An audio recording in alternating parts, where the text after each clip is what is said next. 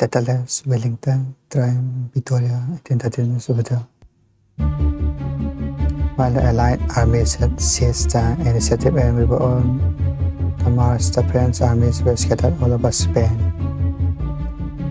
May 1813. While Napoleon's Grande Armée began its fight back in Central Europe following the disastrous invasion of Russia, 1,200 miles away, at the other end of Napoleon's embattled empire, another enemy was poised to strike. The previous year, Wellington's Anglo-Portuguese army had won a brilliant victory at Salamanca, but been held at Burgos and forced into a long, demoralizing retreat back to the Portuguese frontier. But after a winter of rest, reinforcement and training, Wellington's army was stronger than ever. 100,000 men, many of them battle-hardened veterans.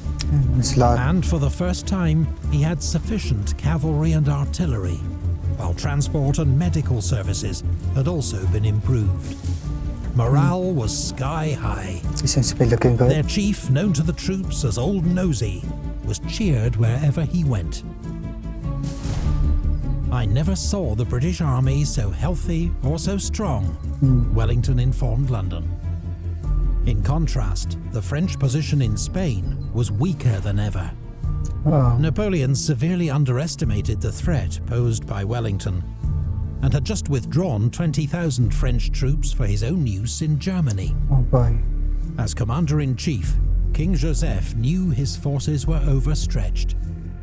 Napoleon allowed him to give up Madrid and move his capital to the more easily defended Valladolid. But withdrawing further to a strong position like the Ebro River was out of the question. That would send the wrong message to neutral Austria and Napoleon's wavering German allies. And so, with serious concerns, Joseph and his chief of staff, Marshal Jourdan, awaited Wellington's offensive. This video in a few days we shall take the campaign which we had the most brilliant. Hope to see the Pyrenees for September. Wellington's plan was for his army to advance in two wings, concentrate at Toro, then move against Joseph's forces. In the south, Murray's Anglo-Sicilian Spanish force, based in Alicante, had just repelled an attack by Marshal Suchet at the Battle of Castalla. Murray would now mount a diversionary landing on the Mediterranean coast to coincide with Wellington's advance and prevent Suchet sending reinforcements north. Wellington had also counted on large-scale support from Spanish regular forces, of which he was, since November 1812, theoretically commander-in-chief. But the Spanish Cortes, based in Cadiz, was deeply divided, with many still highly suspicious of British motives. The result was that Wellington would only receive direct support from a few reliable Spanish divisions. Fortunately, he would receive considerable Spanish support from the guerrillas, now better armed, organized, and operating in greater numbers than ever before. A large area of Valencia had effectively been liberated by El Fraile, the Friar. Esposimina had captured major towns in Navarre and was currently keeping General Clausel's Army of the North busy, while Juan Martín Díaz, aka El Empecinado, was tying down large numbers of French troops near Madrid. Farewell, Portugal, I shall never see you again. Marquess of Wellington. On the 22nd of May, Wellington bid farewell to Portugal and began his advance. 4 days later, he was in Salamanca, from where he joined the northern wing of his army under Sir Thomas Graham. Joseph and Jourdan expected Wellington's main thrust to come from Salamanca, so planned to defend the line of the Douro River. But Graham's rapid advance north of the river meant they'd already been outflanked, and they ordered a retreat. By a series of brilliant marches, Wellington continued threatening the French right flank, forcing Joseph to keep falling back. Wellington's army was able to use small roads and mountain tracks north of the main highway, which the French had dismissed as impassable. But thanks to his Spanish allies, Wellington knew better. Okay.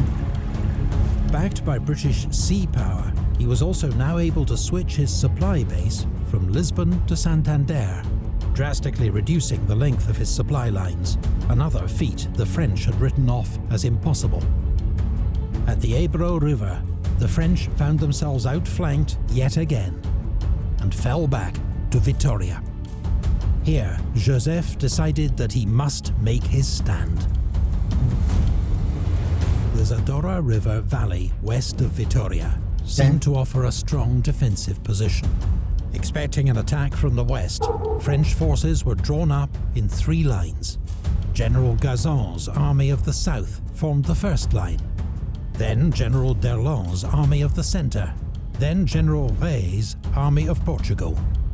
Joseph hoped that he could at least buy time for the vast wagon convoy assembled east of the city to get away.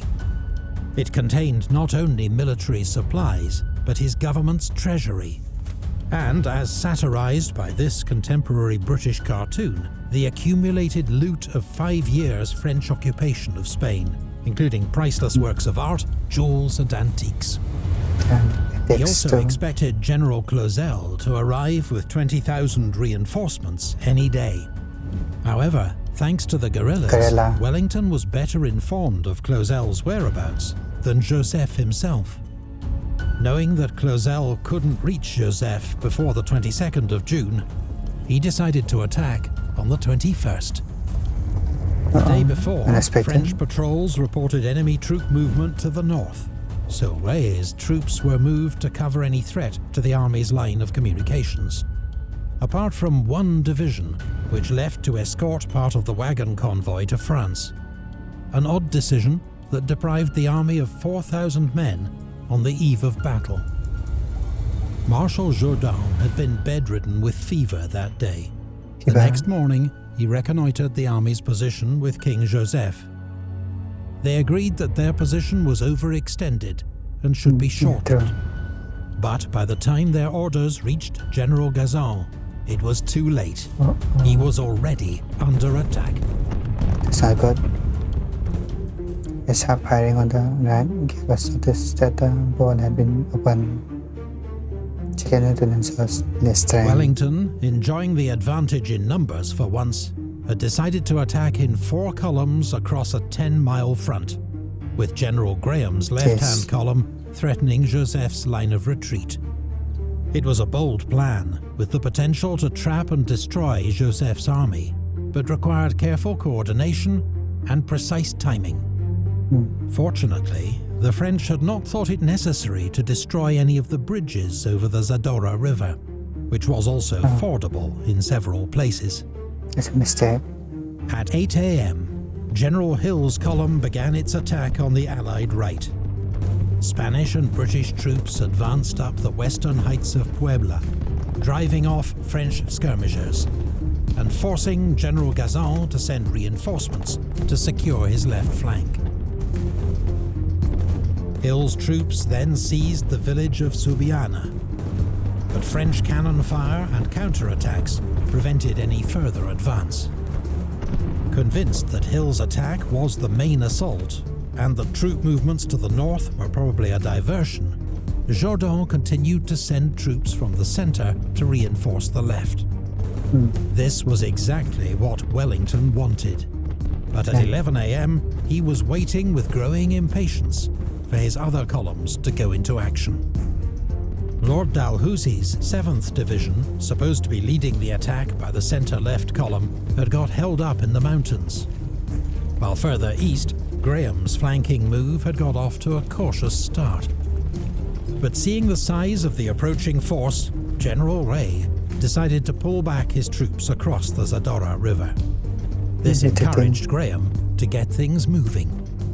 Colonel Longa's Spanish division advanced on Durana, held by Spanish troops loyal to King Joseph, and a bitter struggle for the village ensued. British and Portuguese infantry advanced against Camara Mayor. They were soon engaged in bloody street fighting with the French. This scene shows an attack by the 4th King's Own Regiment of Foot and the 47th Lancashire Regiment. Though they succeeded in driving the French out of the village, they could not cross its bridge over the Zadorra, which was expertly covered by French guns. Couldn't cross the bridge. Come on, you rascals.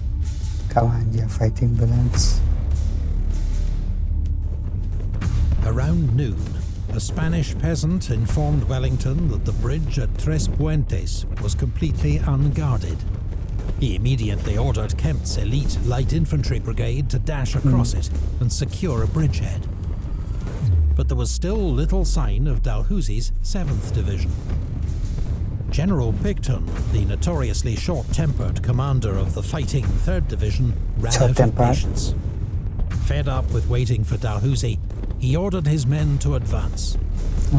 They charged across the Mendoza Bridge and a nearby ford, driving back light French defences. General Gazan, with his left flank pinned down at Subiana, was now about to be outflanked on his right and had no option but to pull back his troops. Wellington's army was now crossing the Zadorra River in force. Heavy fighting continued to rage on the heights of Puebla, but here the French also had to give ground to maintain the cohesion of their new line. Scottish Highlanders and Connaught Rangers, supported by riflemen and Portuguese troops, now stormed the village of Arignez, routing the defenders, who retreated southeast, and a gap began to emerge in the French centre between Gazan's army of the south and D'Erlon's army of the centre. The Allied advance continued, with heavy pressure on both French flanks. Wellington's army appeared to be building unstoppable momentum, with Graham's column poised to cut off Joseph's escape. Artillery and musketry were in one continuous uninterrupted moves on. The fight had already become exceedingly violent. By 4 p.m, Wellington's army was formed up across the Zadorra, ready to strike a decisive blow. But his infantry came under heavy fire from 76 French guns, blasting great holes in their ranks. Allied guns were brought forward to provide support. The biggest artillery duel of the Peninsular War began. More than 70 guns on each side. Allied skirmishers, exploiting the gap in the French centre near Gomecha, were able to work their way behind the French guns and shoot down their crews. Gazan found himself threatened on both flanks. But instead of trying to close up with D'Erlon to his north, on his own initiative he ordered a retreat that left D'Erlon's own left flank completely exposed. Around the same time, Longa's Spanish troops finally captured Durana, and rumours swept the French army that their escape route had been cut. D'Erlon's army of the centre fought on bravely, withdrawing to another new defensive line just 1 mile west of Vitoria.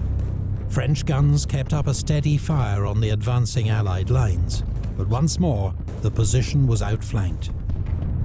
Around 5:30 p.m, King Joseph bowed to the inevitable and ordered a general retreat. They had to $5 million were abandoned by the French and left on the ground. There's a lot of money. As the main road to France had now been cut by Longa's Spanish troops, the army would have to retreat east towards Pamplona along a single narrow road with boggy fields on either side. Bad enough for thousands of troops and guns, but there had been no attempt to move off the army's enormous convoy of wagons earlier in the day. The result was pandemonium, as military units and artillery tried to force their way through the streets of Vitoria and the congested lanes and fields beyond. The task of forming a rearguard fell to General Rey's Army of Portugal. which conducted an organised withdrawal covered by its cavalry. Wellington hoped that Graham's column would now be surging across the Zadorra River to cut off the French army's retreat. But Graham, overestimating the enemy's strength, continued to take a cautious approach. East of Vitoria, the French retreat descended into total chaos. The single narrow road became blocked. Wagons that took to the fields got stuck and were abandoned. Allied cavalry fell upon this confused mass, spreading panic and meeting little serious opposition. King Joseph and Marshal Jourdan themselves narrowly escaped capture. Among the abandoned wagons, many civilians, including officers, wives and children, priceless paintings, jewels and furniture, and more than 5 million gold francs. Troops on both sides broke ranks and dived into an orgy of plundering. One British officer described the scene. About dusk, the head of our column came suddenly on some wagons which had been abandoned by the enemy. Someone called out, "They are money carts!" No sooner were the words uttered than the division broke as if by word of command, and in an instant the covers disappeared from the wagons and nothing was seen but a mass of inverted legs, while the arms were groping for dollars. For money it certainly was. The scene was disgraceful, but at the same time, ludicrous. Wellington, however, was furious. Not only did the plundering delay pursuit of the enemy, but giant sums of cash, which might have paid for his army's supplies, vanished into private pockets instead. Of 5.5 million francs, only 250,000 were ever recovered by the army. Vitoria was a great victory for the coalition, not as crushing as it might have been, reflected in relatively light French casualties. But in the chaotic retreat that followed, the Allies did capture all but 2 of 153 French guns, and even Jourdan's Marshal's bateau.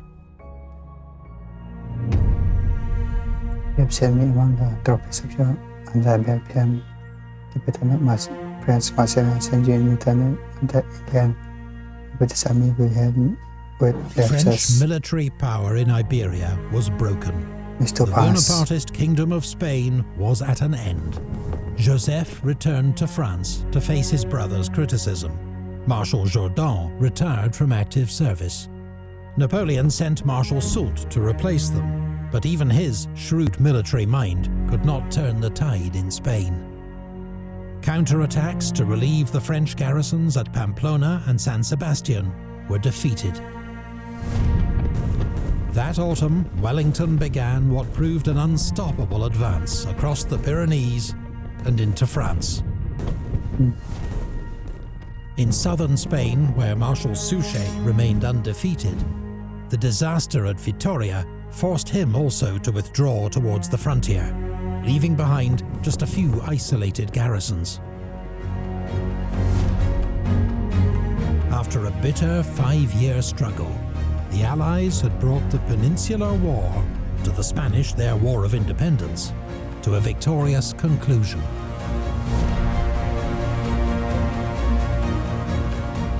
It had been a long, hard road, steeped in blood and suffering. The alliance between Britain and Spain had been particularly treacherous to navigate. But ultimately, both nations had fought together with Portugal to drive the French back across the Pyrenees. New research provides a clearer insight than ever into the huge attrition of French manpower in Iberia. An estimated total of 260,000 lives lost. 3/4 died of sickness. Of approximately 66,000 deaths from combat, 43% were in actions against Spanish regular forces, 38% fighting British-led armies, and 19% fighting guerrillas. By contrast, British military deaths are estimated at 52,000, Portuguese 15,000, with many more thousands of civilian deaths, while Spanish deaths are unknown, though the country as a whole may have lost as many as 500,000 lives in 5 years of war and occupation. For Napoleon, this disaster had been an unnecessary and largely self-inflicted wound. An intervention born of arrogance and false assumptions, with dire strategic consequences. But as the Napoleonic Empire crumbled in Spain, an even greater struggle neared its climax in Central Europe, where Napoleon faced the most powerful coalition of his enemies yet. If the French Emperor was victorious in Germany, Wellington might soon be scrambling back across the Pyrenees. The fate of Europe was about to be decided at the Battle of Leipzig. Leipzig. Very good. Wellington video from Epichistorytv. The Battle of Leipzig would be interesting with the Napoleons and all. We'll have to see what happened in that war. We can see how $5 million were lost. You must be happy to loot all those monies. Whenever that time, you should leave a like and I'm seeing this video. Bye.